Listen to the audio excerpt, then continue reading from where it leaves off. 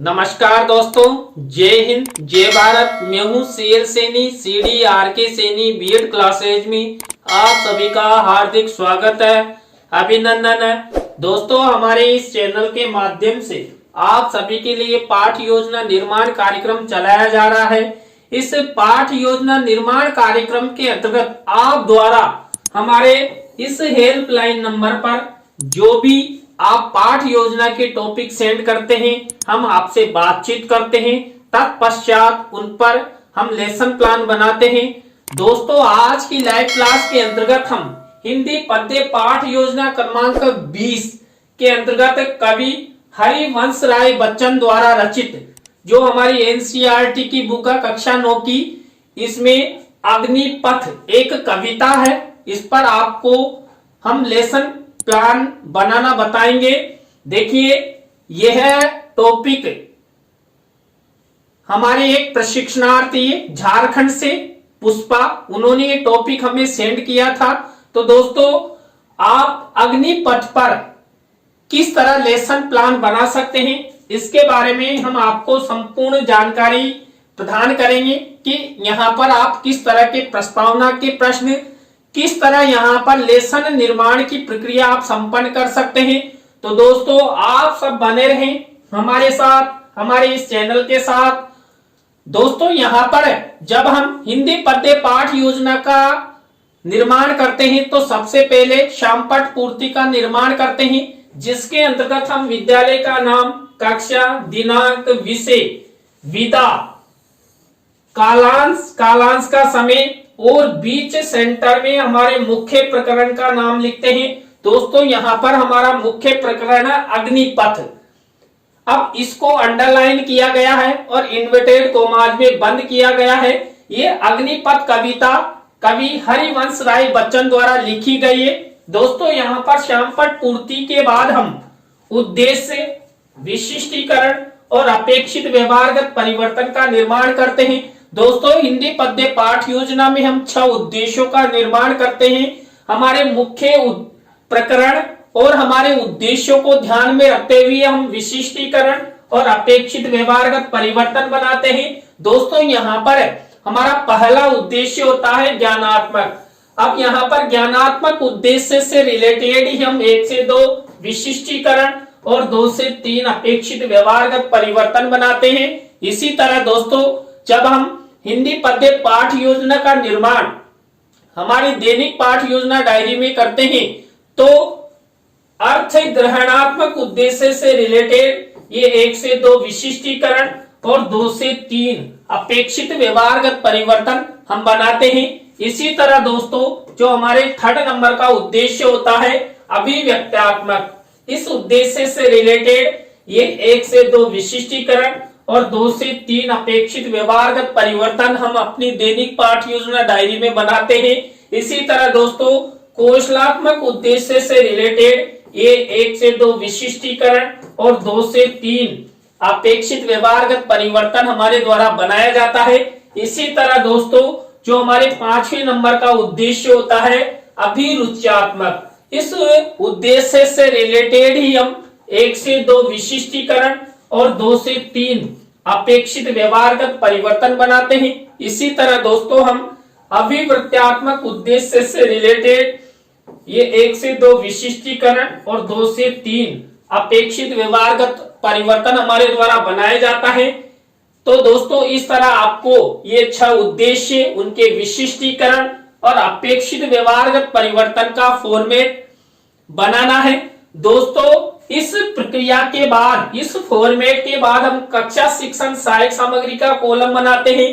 कक्षा शिक्षण सहायक सामग्री के कॉलम के बाद हम पूर्व ज्ञान का कॉलम बनाते हैं। दोस्तों, यहाँ तक की प्रक्रिया, यहाँ तक का फॉर्मेट आपको इस तरह बनाना है जिससे आपका लेसन प्लान सुचारू रूप से सही दिशा में बने। दोस्तों, यहाँ पर इस प्रक्रिया, इस फॉर्मेट के बाद हमारा मुख्य लेसन प्लान शुरू होता है। दोस्तों, हमारा मुख्य लेसन प्लान का पहला शिक्षण बिंदु, पहला सोपान, पहला चरण होता है प्रस्तावना। दोस्तों, यहाँ पर इस प्रस्तावना शिक्षण बिंदु के अंतर्गत हम 3 से 5 प्रस्तावना के प्रश्न बनाते हैं। प्रश्नों में तारतम्यता होती है, जिग जैग होता है, उत्तरों से ही प्रश्न बनाए जाते हैं। दोस्तों यहाँ पर जो प्रस्तावना के प्रश्न बनाए जाते हैं ये सब छात्र छात्राओं के पूर्व ज्ञान पर आधारित है।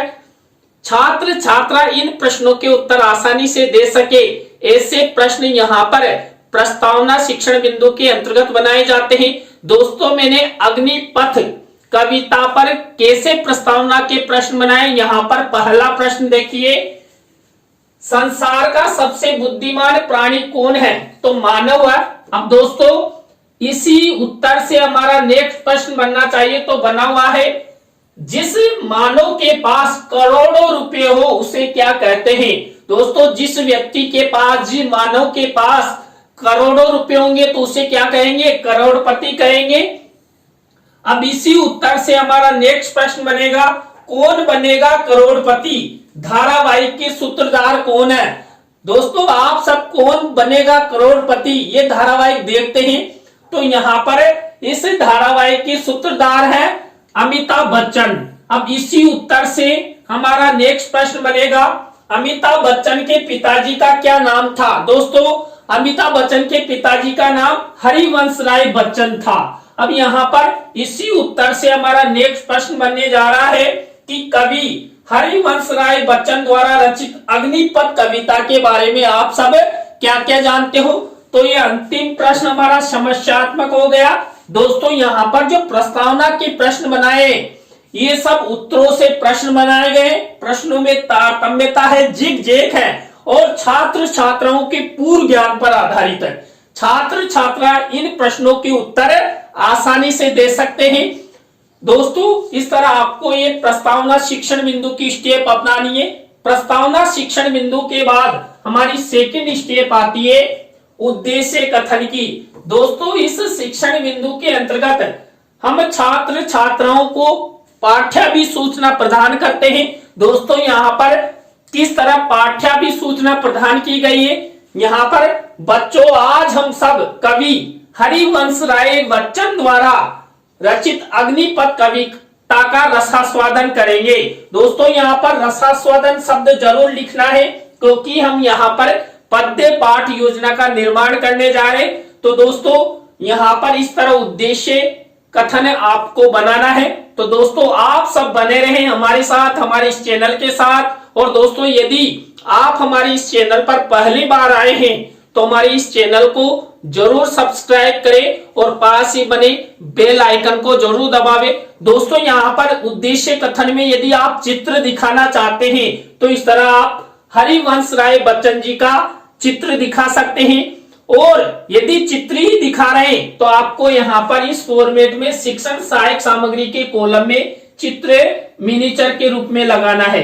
दोस्तों मेरे द्वारा भी यही मिनीचर लगाया गया, हरिवंश राय जी का चित्र यहाँ पर प्रस्तुत किया गया है।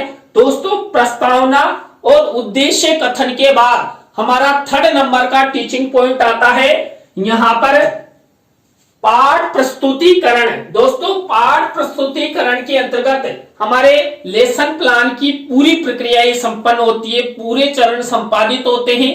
दोस्तों यहाँ पर जो छात्र अध्यापक छात्र अध्यापिका होते हैं ये छात्र छात्राओं को जो हिंदी पाठ्य पुस्तक होती है इस पाठ्य पुस्तक में जो हमने यहाँ पर मुख्य पाठ लिया है यानी कि मुख्य कविता अग्निपथ, इसकी पृष्ठ संख्या के खोलने के लिए यहाँ पर आदेशित किया जाता है। छात्र छात्रा अपनी अपनी हिंदी पाठ्य पुस्तक में यहाँ पर अग्निपथ कविता को खोलकर देखते हैं कि अग्निपथ कविता कौन से पृष्ठ संख्या पर है। दोस्तों यहाँ पर प्रस्तावना उद्देश्य कथन के बाद पाठ प्रस्तुतिकरण के बाद हमारी नेक्स्ट स्टेप आती है सस्वर आदर्श वाचन। दोस्तों यहाँ पर जो सस्वर आदर्श वाचन होता है ये छात्र अध्यापक छात्र अध्यापिका द्वारा किया जाता है। देखिए सस्वर आदर्श वाचन एक उचित लय गति के साथ रागात्मक तरीके से प्रस्तुत किया जाता है।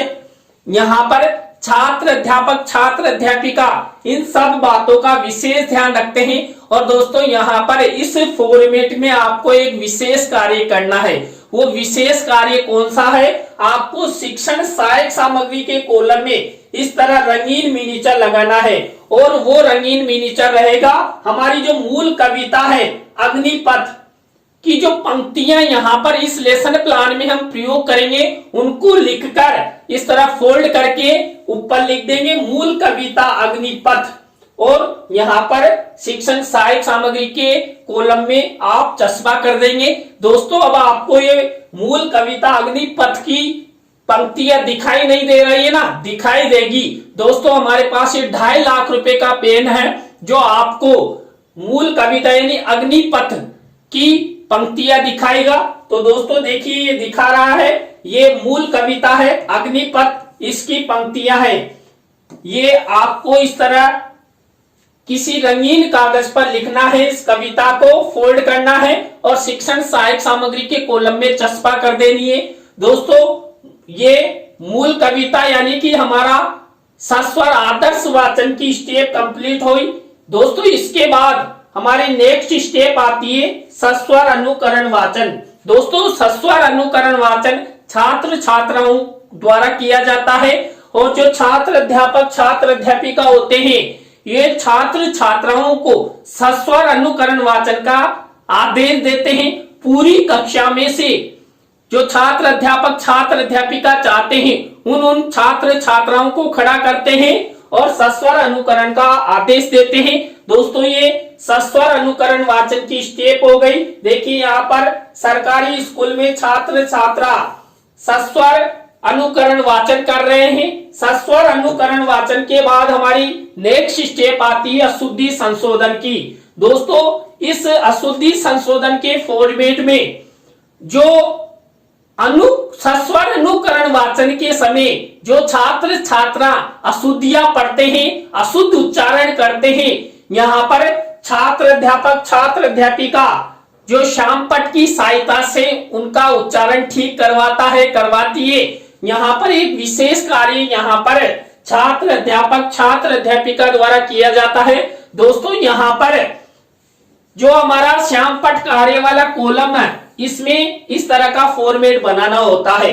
ब्लैक शीट का निर्माण और सिल्वर कलर के पेन से एक तरफ अशुद्ध शब्द एक तरफ शुद्ध शब्द, इस तरह देखिए 5 से 7 शब्दों का हम ये अशुद्धि संशोधन का फॉर्मेट बनाते हैं। दोस्तों अशुद्धि संशोधन के बाद हमारी नेक्स्ट प्रक्रिया यानी कि नेक्स्ट सोपान नेक्स्ट शिक्षण बिंदु आता है शब्दार्थ सरलीकरण का। दोस्तों यहाँ पर हमने जो मुख्य कविता ली मूल कविता अग्निपथ, इसमें जो हमने वो पंक्तियां ली थी उनमें कोई ऐसे शब्द होते हैं जो कठिन हो जिनका भावार्थ हम छात्र छात्राओं को बताएंगे तो अर्थ बताने से वो भावार्थ सरल हो जाएगा। तो यहाँ पर ये शब्दार्थ सरलीकरण की स्टेप छात्र अध्यापक छात्र अध्यापिका द्वारा अपनाई जाती है। तो एक तरफ शब्द और एक तरफ अर्थ, इस तरह श्यामपट्ट कार्य वाले कॉलम में ब्लैक शीट का निर्माण करते हुए सिल्वर कलर के पेन से ये फॉर्मेट आपको बनाना है। दोस्तों शब्दार्थ सरलीकरण बहुत अच्छा छात्रों के लिए ज्ञानवर्धक होता है। आपको इस स्टेप में अच्छे से छात्रों को समझाना है। इसके बाद नेक्स्ट हमारा स्टेप नेक्स्ट शिक्षण बिंदु आता है कविता का भावार्थ यानी कि पद्य का भावार्थ। इसे छात्र अध्यापिका कथन भी कहते हैं। दोस्तों यहाँ पर जो हमने मूल कविता ली अग्निपथ उसका यहाँ पर भावार्थ बताया जाएगा यानी कि छात्र अध्यापिका कथन किया जाएगा। तो दोस्तों आपको यहाँ पर इस फॉर्मेट में एक कार्य करना है। आपको शिक्षण सहायक सामग्री के कॉलम में इस तरह रंगीन मिनीचर लगाना है और इस मिनीचर में आपको क्या करना है, जो हमने मूल कविता ली है अग्निपथ इसकी पंक्तियों का भावार्थ लिखकर फोल्ड करके इस तरह ऊपर लिख देंगे अग्निपथ कविता का भावार्थ। अब यहाँ पर आपको फिर से भावार्थ दिखाई नहीं दे रहा ना, ये इसके अंदर बंद है। हमारे पास आप सबको पता है ये 2.5 लाख रुपए का पेन है जो आपको अग्निपथ कविता का भावार्थ दिखाएगा। तो देखिए यहाँ पर अग्निपथ कविता का भावार्थ, देखिए हमने जितने भी यहाँ पर मूल कविता के चैप्टर लिए हैं, उनका भावार्थ यहाँ पर इस रंगीन मिनिएचर पर लिखे हुए आपको इस तरह अग्निपथ कविता का भावार्थ लिखना है और क्या करना है, फोल्ड करके शिक्षण सहायक सामग्री के कॉलम में चस्पा करना। आप स्क्रीनशॉट ले लीजिए, मैं दूर हट जाता हूं। तो ये आपने स्क्रीनशॉट ले लिया है, तो इसको आप शिक्षण सहायक सामग्री के कॉलम में चस्पा करना है। इसके बाद हमारी नेक्स्ट प्रक्रिया, नेक्स्ट सोपान आता है भावानुभूति प्रश्न। दोस्तों, जो छात्र अध्यापक छात्र अध्यापिका कथन अर्थात पद्य के भावार्थ को बताते समय हमने जो भावार्थ छात्र छात्राओं को बताया, उसमें से ये भावानुभूति प्रश्न पूछे जाते हैं, यानी कि भावार्थ के आधार पर भावानुभूति प्रश्न पूछे जाते हैं। तो आपको इस तरह भावानुभूति प्रश्न उत्तर बनाना है।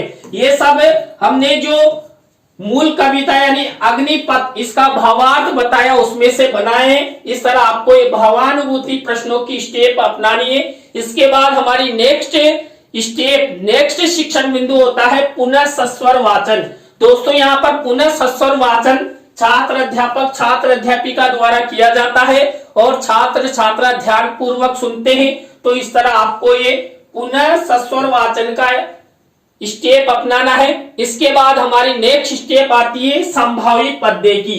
दोस्तों, जो हमने मूल कविता लिए और मूल कविता का भावार्थ क्या कह रहा है, उस भावार्थ के आधार पर हम किसी भी कवि, किसी भी लेखक या हम एक समानार्थक वाली कविता यहां पर लेते हैं। तो यहां पर दोस्तों मैंने एक संभावी कविता ली है, संभावी कविता ली है कर्म। देखिए, जो अग्निपथ कविता है इसमें भी कर्म के बारे में बताया गया है, तो कर्म से रिलेटेड मैंने ये संभावी कविता ली है। अब यहाँ पर दोस्तों एक विशेष कार्य आपको करना है। यहाँ पर क्या करना है, रंगीन मिनिएचर का निर्माण करना है और शिक्षण सहायक सामग्री के कॉलम में संभावी कविता को लिखना है और उसका भावार्थ लिखना है, फोल्ड करना है और यहाँ पर चस्पा कर देना है। दोस्तों, अब आपको फिर से संभावी कविता और उसका भावार्थ दिखाई नहीं दे रहा ना, दिखाई देगा। आप सबको पता है हमारे पास ये 2.5 लाख रुपए का पेन इसी काम का है। तो यहाँ पर दोस्तों ये देखिए संभावी कविता कर्म, देखिए संभावी कविता कर्म की पंक्तियां हैं और ये संभावी कविता का भावार्थ है। इस तरह आपको ये रंगीन मिनिएचर पर लिखकर फोल्ड करना है। आप स्क्रीनशॉट ले लीजिए। इसके बाद हमारी नेक्स्ट स्टेप आती है सौंदर्य अनुभूति प्रश्न। दोस्तों, सौंदर्य अनुभूति प्रश्न बनाए जाते हैं मूल कविता और संभावी कविता के आधार पर। दोस्तों, यहाँ पर हमने देखिए हमारी मूल कविता क्या है, अग्निपथ, और संभावी कविता कौन सी है, कर्म।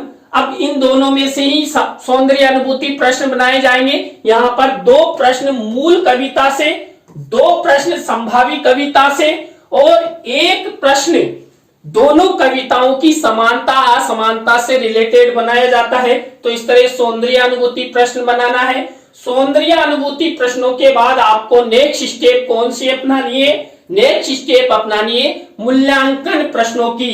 दोस्तों, यहाँ पर हमने जो अग्निपथ हमारी मूल कविता लिए और संभावी कविता लिए, उनके आधार पर ये मूल्यांकन प्रश्न बनाए जाते हैं। यहाँ 3 तरह के प्रश्न हमारे द्वारा बनाए जाते हैं, वस्तुनिष्ठ प्रश्न, रिक्त स्थानों से रिलेटेड, सत्य असत्य से रिलेटेड और लघुत्रात्मक अति लघुत्रात्मक से रिलेटेड। इस तरह आपको ये मूल्यांकन प्रश्न बनाना है। मूल्यांकन प्रश्नों की स्टेप के बाद आपको गृह कार्य की स्टेप अपनानी है। दोस्तों, यहाँ पर ये गृह कार्य की स्टेप इस तरह अपनानी है। तो दोस्तों, आज की लाइव क्लास में हमने हिंदी पद्य पाठ योजना क्रमांक 20 के अंतर्गत कवि हरिवंश राय बच्चन द्वारा रचित अग्निपथ कविता पर आपको लेसन निर्माण करना बताया। आज का लेसन प्लान आपको कैसा लगा कमेंट्स में हमें जरूर बताएं। अच्छा लगा हो तो लाइक करें, कमेंट्स करें और शेयर जरूर करें। दोस्तों, आप सब इसी तरह हमारे चैनल का सपोर्ट बनाए रखें। और दोस्तों, आप भी चाहते हैं कि सैनी सर द्वारा हमारे टॉपिक्स पर पाठ योजना बनाई जाए, तो दोस्तों आप सब हमारे इस हेल्पलाइन नंबर पर कमेंट्स करें, इस पर आप पाठ योजना के टॉपिक हमें सेंड करें, हम आपसे बातचीत करेंगे, तत्पश्चात आपके लेसन प्लान बनाएंगे। तो दोस्तों आज की लाइव क्लास में बस इतना ही। न्यू लाइव क्लास के साथ हम आपसे फिर मिलेंगे CDRK सैनी बीएड क्लासेज पर। जय हिंद, जय भारत, राम राम सा।